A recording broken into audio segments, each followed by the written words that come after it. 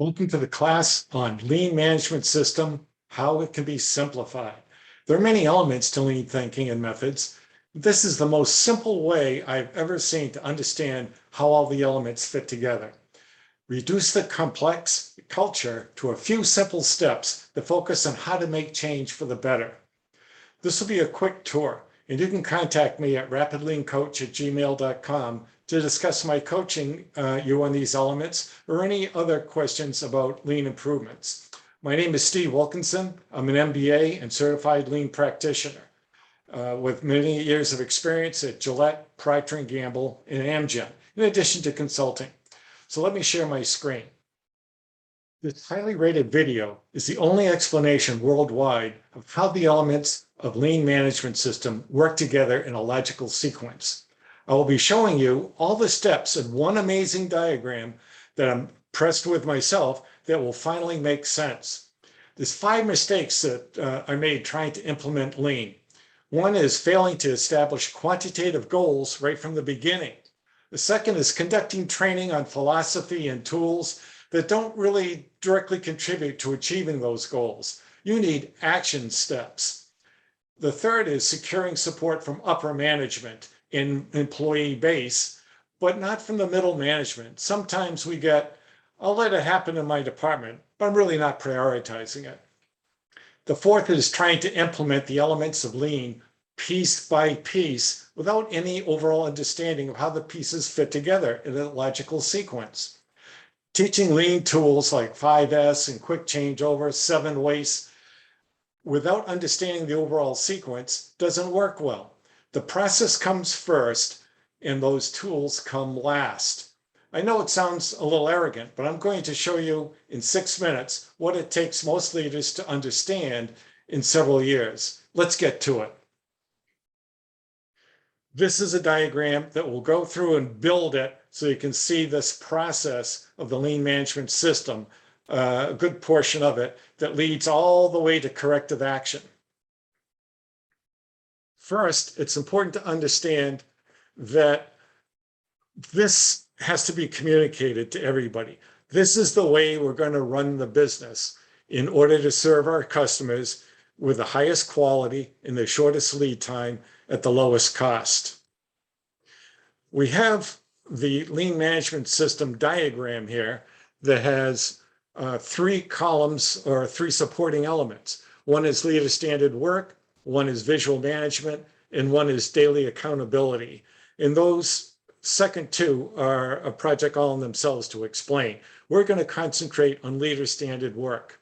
Now, leader standard work does something for us. It says, go to the Gemba. What's the Gemba?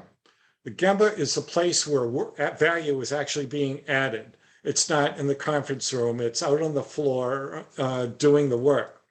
It's the place where value is added. We need to create a dialogue with the employees on the floor and help them to think in a creative way. We have to go out and see the process. We can't learn very much from the conference room. So from the Gemba, this is where we are going to apply our purposeful presence questions on the floor. Things like to help us engage with the employees, get them engaged with us. Like going up to one of the operators when they're not busy doing a critical step and ask them, what's the purpose of the process you're doing right now? What gets in the way of doing a good job? What does your downstream customer expect from you? And things like, how can I help you? And if they come up with something like, I can never find the open-end wrench, you go to Home Depot, buy it, and bring it back to them, deliver it to them the next day. You will have won a convert forever, okay? So after we start this dialogue, you have to understand why we're doing it. We're checking the health of the system. We have to understand the principles of what's going on, the supply and the output from the process. So you might ask, well, what process? What system? Okay, we're going to focus on the system to identify and eliminate non-value adding work. That's where lean improvements come in. It's not the training, it's the actual on the floor making change.